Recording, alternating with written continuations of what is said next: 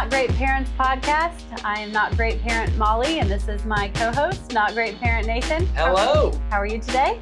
I'm good. Not great. That's what we want to hear. Yeah. So we joke about that. It sounds silly, but what we say is that we don't want to be great parents. And Right. we don't want to be great parents because we want to be good parents. And the reason why is because the world defines great in a specific way, and that is different than the way that God has said goodness is. And so we don't, we're trying to strive towards God's goodness and not necessarily the greatness of the world, like experiences and money and, skills and education, a better future, life, career, all that kind of stuff. Because God's already said what we should be looking at is goodness and goodness within Him. And so, we want to set our family in the direction of that goodness and move toward that. So that's why we call ourselves the Not Great Parents podcast. And we're proud to be not great. We want to be good, although we do have great days. Yeah.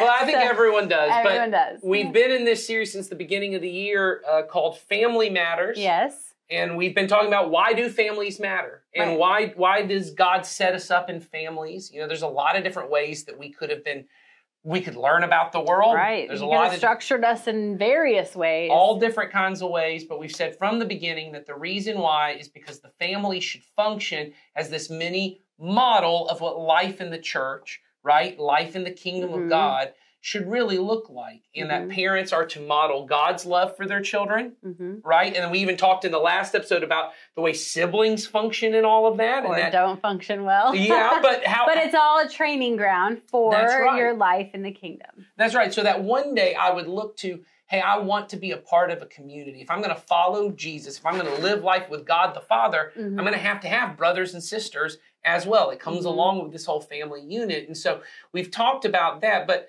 as we're kind of wrapping this up, this is supposedly the final episode. Depends if we talk too much about it. Yeah, that's true. We may have to split it again. Sometimes we split. This was supposed to be a 4-week episode. And we're on like 8. This is 10. 10, okay. This is episode 10. Family does matter. It does matter. But what we realized as we talked about it is, it's not just this nuclear family model that everyone talks about of mom, dad, 2.5 kids, right? It's not that. It doesn't work that way. And so there's also...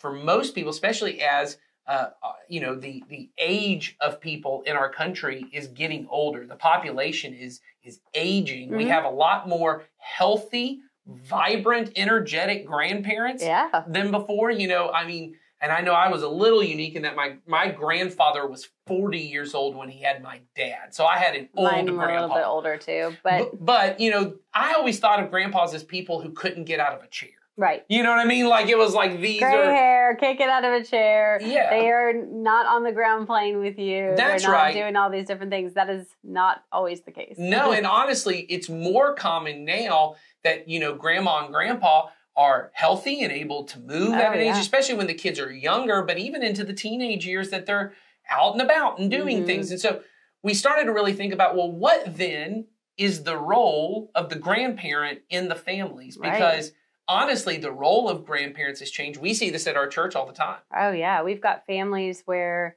we've got the grandparents raising the kids. Yeah, I mean, in terms of the kids are in the home with the grandparents. The grandparents in the home are with the parents. Yeah. We have some grandparents that come regularly that they bring their grandchildren to church, and the child's parent or the child does not participate in church, but the grandparents do that. And are doing, I know of some grandparents who are doing child care for the parents while the parents go to work. Right. And so you've got this thing where the grandparents are very hands-on. I wouldn't say as much as the parent, but at least in a similar capacity that they are very involved. Absolutely. We both have parents who have a lot of interaction with our children throughout the week. That's right. They have very important roles in our children's lives. That's right. And then we have grandparents we know, for whatever reason, maybe your kids live far away, or maybe for some reason you and your children don't have a great relationship, and so you don't have much interaction with your grandchildren.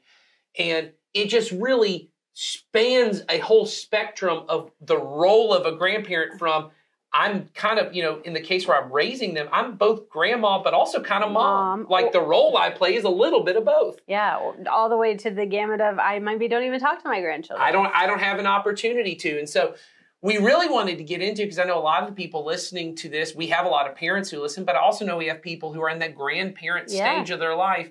And we started thinking of, if family matters, and for Americans for the longest time, nuclear family is what we mean. Right. But we really believe, just like the church is multi-generational, that families are also meant to be kind of these multi-generational thing where we, not only, so a parent cares for their children, right? Mm-hmm. And then at some point, those children grow up and become grandma and grandpa, and they also grow up and get to a point where maybe the former child has to take care of the parent, and that the children, so now you've got the third generation, they're watching it all take place, and it really does look like this life in the church where we care for one another, we love one another, and it sets up our children. We learn from one another. Yes, and regardless of what happens with your family unit, because, man, I always think it'd be so wonderful if somehow, my parents get to be great-grandparents, and that they get to see,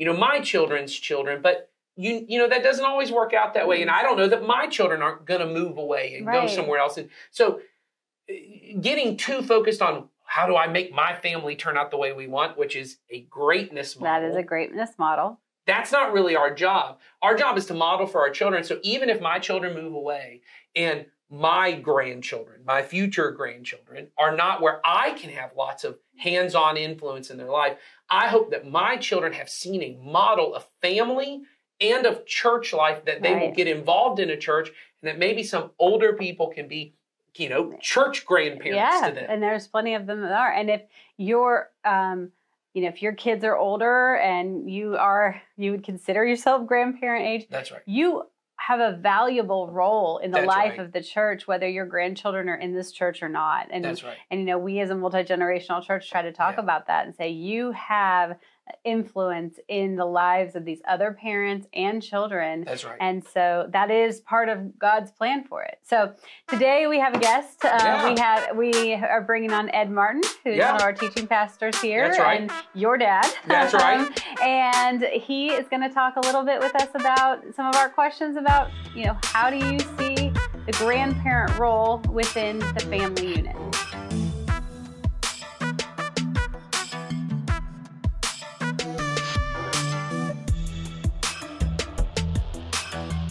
All right, well, I want to welcome Ed here today. Ed is a pastor on our staff and a grandparent to 9 grandkids. Yeah.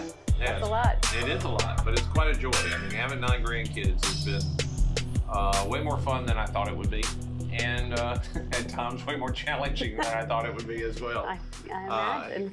So we have 4 in one grouping and 5 in another grouping, and as grandparents know, if you happen to get them all at one time, which we rarely have all 9 just with me and Becky, but 4 at one time and 5 at one time, to be honest. It's quite a bit. It's a lot. Mm-hmm. Yeah. Particularly when you're used to just having another adult to deal with. Then here come all these kids. But it ultimately is a lot of fun and tiring when we have to do it. And you have this wife who's a wonderful cruise director in that she can schedule some activities like nobody I've ever seen. Sure. She loves that, and one set of kids really like that, and the other set of kids, I've had to say to her, they don't want to be cruise directed.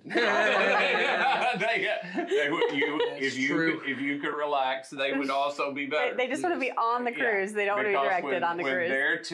When their tension is high and your tension is high, it's a whole lot of no fun for anyone. I just want to leave. Yes.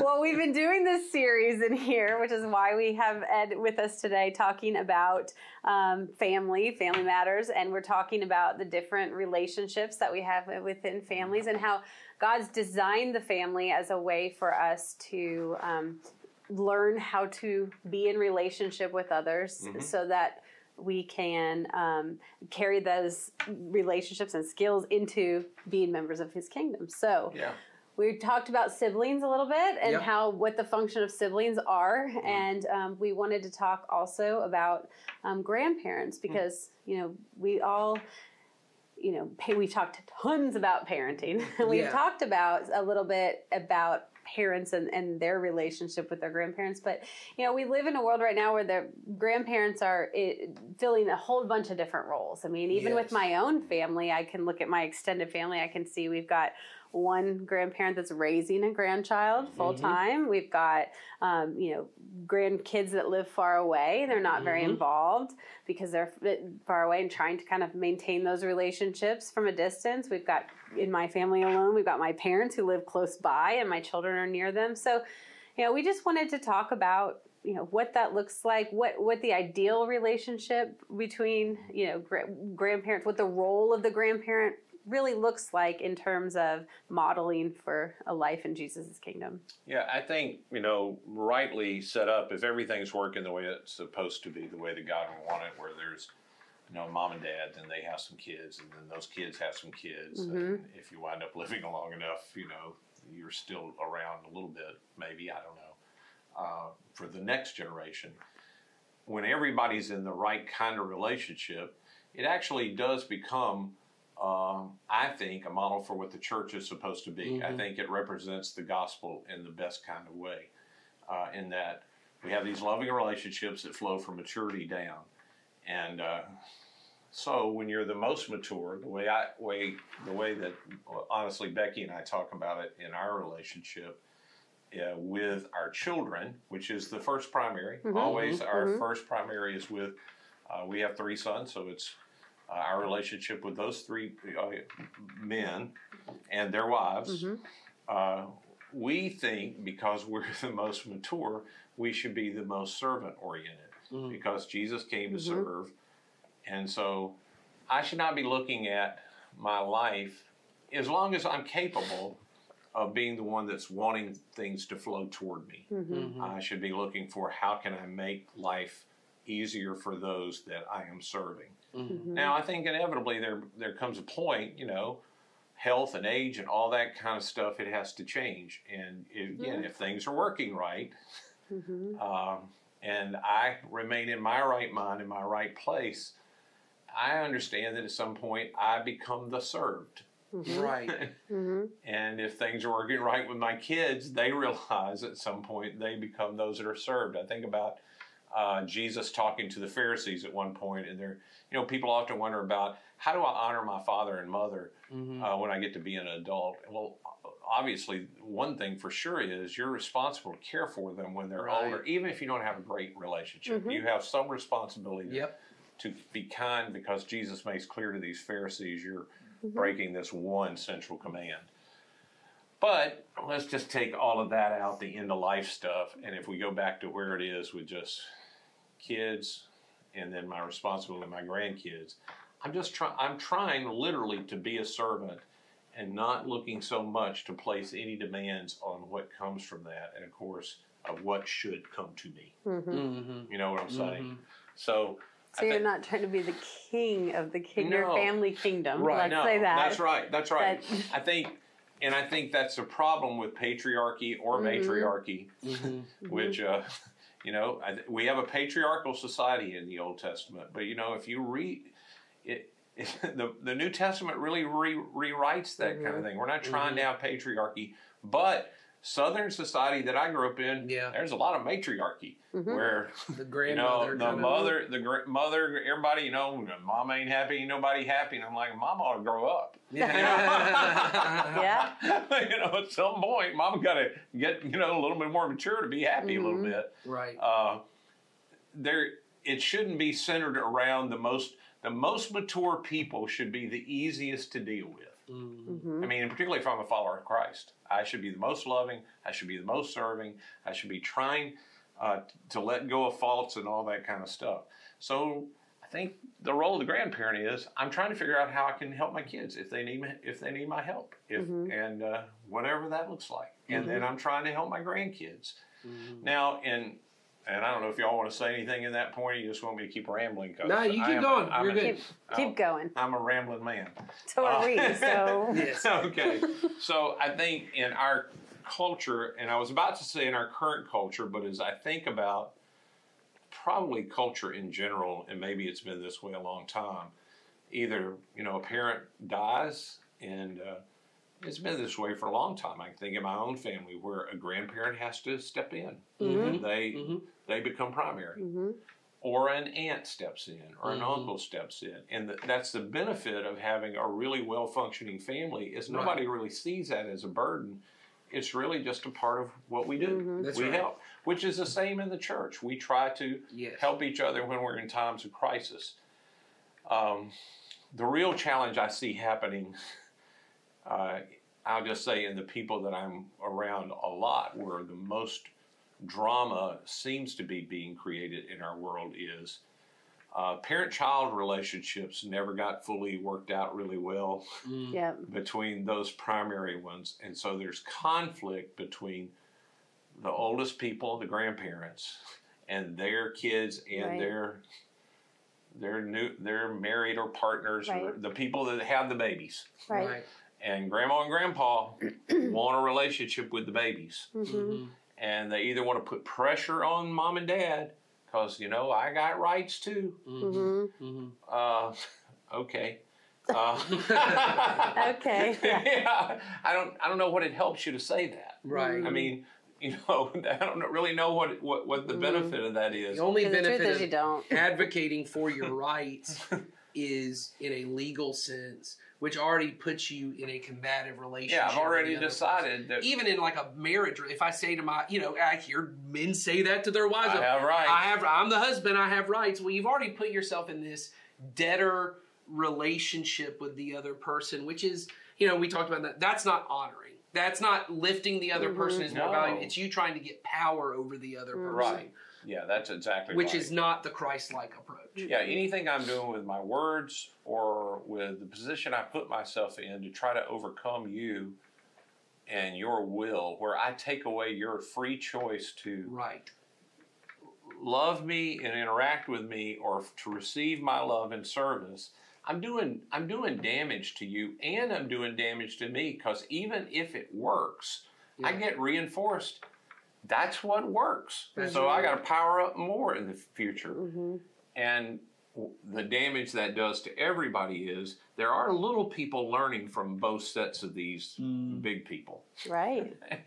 And they get reinforced in this, and it becomes generational problems. Right. That's right. And somebody eventually has to say, for the sake of what eventually will get set right, if it can't get set right between me and my kids, I want it to get set right over here.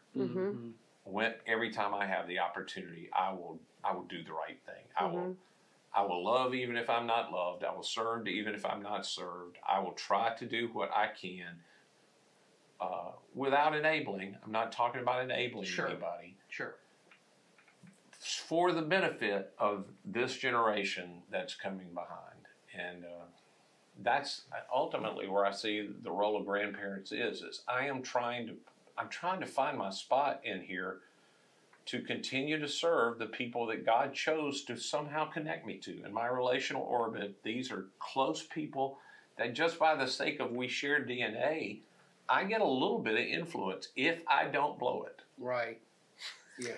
Yeah, I think we should talk about that, because I think that the role of the grandparent in the parent's life and the grandchild's life is, influence is often part of that. So you're wanting to know how much influence you have and in what areas of life you get that. And, I do think that is where a lot of conflict arises, right? So, I know that there has been some in my family at times, an expectation that gets set, or I think this should be it, or my parents are wonderful and they're super helpful with us, but we early on had some issues where my mom was deciding what my child should do. Well intended, that's right, but was kind of skipping over me and being like, I signed him up for this or that, and I went, whoa. So there, you do have to have like boundaries and stuff. But I guess talk about what that looks like in a healthy way. Well, practically speaking, I think influence is always earned and given. It's something I receive, and it's a gift when I have it. When somebody gives me the right to influence their life, it's a precious gift that I have. And the moment I decide to think, I ought to have it, I ought to, this ought to be where I'm at, automatically I have admitted to myself I don't have it. I mean, we don't hear it that way. Well, I'm your mom. I should. Well, you just said you don't have it. Right. And so you ought to own the fact you don't have it. And you should start trying to figure out, how do people get influence with me? How do I, well, very seldom is anybody influenced by somebody coming in and going, you must. Right. They might have, if they have enough power, I might do it. Right. I might do it if I can't avoid it. But I don't look at them and go, you know what? I'd like to be just like them. That's right. I want to ask them questions about my future. People that influence me generally care about me. They want to help me. I know they have my best at heart. And they come alongside of me and say, hey, here's what I think. So I think it gets goofed up. I think when parent roles, when your kids get to an age where they become adults, and if you don't realize influence is this most precious thing, I can't demand it. I can't say I used to have it and so I still have it. If you've lost it and you don't recognize it soon enough, you will make it where it will be very hard to get back. That's what I've seen with people. If you might have had it when they were 12, 13, you might have had it all the way till they were 17, 18, and then you do something to blow it, and if you keep hammering that nail, right, boy, it just gets really hard for you. Then you almost have to pray somebody else will come in and do what you will do to almost make the kid grow to that they want you back in their life. That's what I see.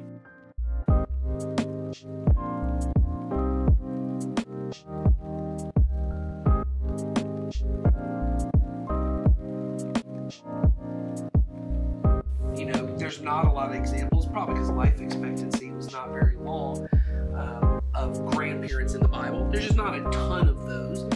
But the one that keeps coming to my mind is, it's Timothy. Yeah, that's who I was thinking of too. Timothy, Paul talks about Timothy's mother and grandmother who were this legacy of faith for him. And I think about a lot of the people I know who are, your age, who are grandparenting, and they're in that. The thought of legacy starts to, or certainly whether you use the word legacy, of what am I leaving behind? What am I leaving with people? That really becomes a thought for a lot of people. And I think that's for a lot of grandparents where the compulsion to try and really have that influence is, I want my grandkids to know me and to remember me and to have this part. But one thing I would like for us to have a conversation about is when we come to a legacy of faith, and I know there are a lot of grandparents who are listening who, for whatever reason, your children no longer follow Jesus. And so you have strong faith. Your children don't. And that means your grandchildren aren't being raised, and you're trying to figure out, what does a legacy of faith? The thing I always want to remind people is, a legacy of faith is not, can I get them to believe all the right things? That ultimately, the way in which I live my faith out, and the stuff you're talking about of servant love, selfless love, me honoring the other person, of valuing them as more highly. There is a way that becomes my legacy of faith. And it doesn't mean you don't talk to your grandkids about Jesus. I don't mean that. No. But I mean, there is a way in which I know there are a lot of grandparents who are really trying to put pressure on, figure this out. I want you to, take your kids to church and figure this out. Not that any of that's necessarily wrong. The pressure is probably not helpful.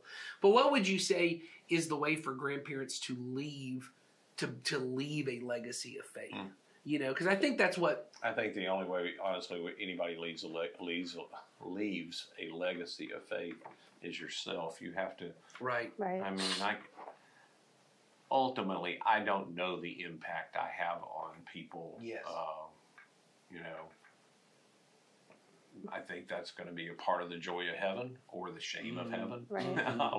I'll get to see the impact I had that I didn't know I had, and that maybe even people didn't know that I wound up having, that they'll, and those kind of things. But I've come to realize more as I go along. I don't know why I'm thinking about this more. I guess it's a part of being old. I think more about my mom, who I've told. I mean, you all didn't know my none of my kids knew my parents very well because we lived far away, not far away, but we just didn't travel much to there. or Becky's parents. And both of us have a legacy of faith. Both Becky's family, much more so than mine, and my mom's side. And my mom, when I think about the impact in her life and her way of influence, she's a little short lady who had this really dynamite personal relationship with Jesus where she thinks she's going to be a missionary. Her parents aren't going to allow that. She sets off to do good, winds up marrying this total non-Christian, which is just the weirdest thing ever, and in a short amount of time. And then they don't have kids for a little bit. They live with his parents, and his dad is more not a Christian than he is. So the only commitment she asked out of my dad when they got married was, you have to go to church with me. You don't have to do anything else. You just have to go, and you have to go every Sunday. You can't work anymore on Sunday. Which for, a person on a farm, that's a big deal. Right. It's a big deal. Right. Big I deal. mean, literally, we did not work unless it was snowing and a cow was in danger. Yes. Right. We just did not work. And, they're married 17 years, and he goes to church 17 years with her, and finally, he has some health crisis that opened his eyes, and he becomes a follower of Jesus. And from that point, in his 50s to the end of his life, he becomes a devout follower. And I've learned after both of their deaths, reading some of she wrote worse than I do handwriting, which is just almost indiscernible. She journaled. She discipled him. He allowed that to happen, which just wasn't his culture. I mean, he read the Bible the way she did. He prayed the way she did. He just began to do what she did, and he just dramatically changed. And then this man she lived with, his dad, after he becomes a Christian and he begins to change at 84, my grandpa named Ed Martin, he becomes a Christian. And so then my dad's brother, who's 11 years older than him, he becomes a Christian. So that's that whole little family. My sister marries a preacher. My other sister does not, but she now has a son who's a preacher. I, of course, am a preacher. So you take this ranch family who's been all about making money, cows, land, the whole thing. That's our legacy. That my dad worried all the time about. Who's going to take care of the land? He was the land. The Yellowstone John Denton of your little part of Mississippi. Not as big a deal. I know what I mean, but this is us. We're defined by this. The land and the business and this is what we're our known value for. is. This is what we're known for.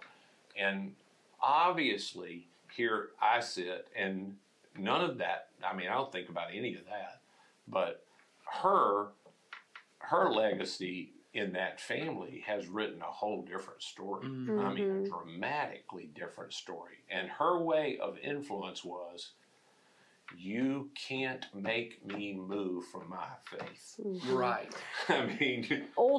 She was the ultimate long obedience in the same direction, which we talk about. She was a rock that you could beat water against, and the rock won every time. My dad would find every reason, every church we went to, that something was wrong, and she'd go, okay, and they'd go to a different church. But next Sunday, she had a different church. Right. We did not go to church, and there was she read the Bible, she read it out loud. When I woke up in the morning, every morning she's reading the Bible. When I go to sleep at night, she was praying. So her legacy was never anybody, Right. It just wasn't her way. Yeah. It was just her modeling it all. This is what I'm going to do, and I'm going to be the same person, and you're not going to make me fit in where everybody's foul-mouthed, and you're not going to make me become this, and this is who I am, and I'm going to sing. And, I thought she talked to herself all the time. She prayed out loud all the time. So I don't, you know, I think ultimately influence when you're dealing with adults and people you know, I want to influence the young man I'm mentoring at school that I just Right. I want to have influence on him, but I can't make anything happen with him. That's right. I mean, I can just encourage. I'm not going to say some magic word someday and suddenly he's going to, you know, I just have to live before him. I have to love in the way Jesus would love. I have to be a non-anxious presence in his world that he knows he can turn to, who is for him, just for him, no matter what. And so I think that's ultimately, I think that's way off. And I know I told a long story about my mom. But I mean, it's a great example. And, you know, as we look at our own lives and we look at our lives as parents and our parents look at, you know, how they're going to be involved in our lives, it is what you're saying. It's that consistency, and I am who I am, and I'm not forcing something. I am, you know, I'm just doing it. And, well, and I think to the point, you know, kind of wrapping up, those of you who've been in this series. I got to get to, I'm like, we have to wrap up real quick. No, I'm thinking we're wrapping up the whole series that we said was going to be 5 weeks. It became 10. And, wow. And, we're good at that. Yeah. But I will say, you know, we know that there's a lot of people listening and you're not currently parenting. You're in the grandparent stage. But we know there's a lot of you that are parents listening. And we've been saying this whole time that the point of the family is to set up for our kids what life in the kingdom looks like and what life specifically in the church looks like. So much of what American family life has become has ultimately been about, it ultimately looks like our country, which is a collection of individuals that will just work together when it benefits us to work together. And unfortunately, a lot of times, you know, mom and dad may be focused on kid for a bit, but we're okay with this kid being focused on themselves and this kid being focused on themselves. The kids don't spend a lot of time with each other. And then ultimately what ends up happening is mom and dad sometimes are more focused on themselves and what they can get. And what unfortunately has happened a lot in our relationships is we have elevated this idea of a nuclear family, which is mom, dad, and kids. And the extended family, once again, becomes this collection of stuff. But there could be a way that choosing to say, once again, in healthy environments, I know not every parent and grandparent relationship works that way, but when it can, for parents to say, hey, we're going to invite these older generations in to be a part of our family, to be a part of what's going on. And it models for them this idea of, my life is not about, for our kids, it models for our kids, my life is not about me. I'm a part of something much bigger than me, because ultimately what we want is even beyond our parents, and when the grandparents are healthy, even beyond the grandparents, is I want my kid to fall in love with Jesus and his church. Yes. And even if they move off somewhere and I don't have any more influence with them, that I would know that they would be involved with older and younger brothers and sisters in Christ who can be those influences to them. Because one day this life is but a breath, and one day we will all be together in the kingdom if we can get that part right. And so that's ultimately what we wanted in this series, was for people to get this bigger picture of, my family is not about me raising my kids to be some great whatever. No. It's to ultimately live in God's kingdom, but someone has to model that for them. And God trusted you. God trusted you and gave you these kids that you would model that for them. And even if the way you have to model for them is to work on some reconciliation with your parents and to model what that looks like. And maybe your parents did get it wrong. You know, you've got grandparents who are messing it up, and maybe you need to go back to them with boundaries and with all the appropriate things. It may not look like every other healthy family, but you can move towards healthy. Can I just say that as well, even when you say that, I think a lot of people think when you say it may not look like the perfect, putting boundaries where there needs to be boundaries is healthy. Yes, that's right. That's a very healthy example to set for your kids, because the amount of people I know that can't set boundaries is huge. So I think ultimately for me, I think the last thing I would say is about influence and leading your family. I said this in a message recently. Prayer really does change things. Yes. And we often think, particularly if you're praying in the way that you know that Jesus, I'm not talking about pray that my kids will let me see my grandkids.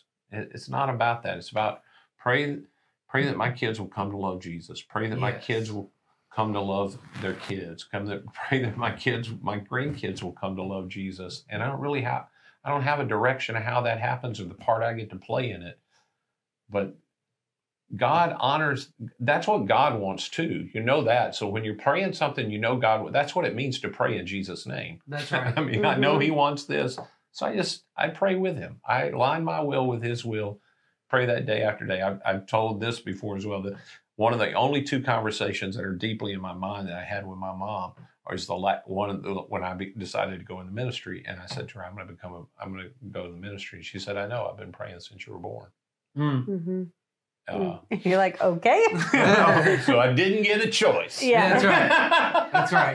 Well, and I do think if you're a parent and you know, maybe you have a fractured relationship with your parents, or you have a difficult relationship with your parents, even if you have that, the relationship your children can have with your parents can be really beautiful. Like I don't have a fracture. I have a wonderful relationship with my parents. It's not perfect, like all of us, but when I look at their role in my children's life and the influence that they have, I mean, it is incredible. There are things that I become a better parent because I'm still allowing them to reinforce things I'm saying, or they, you know, let them influence me in ways to help me. So, you know, I think that even in hard circumstances, sometimes that you can find really great things.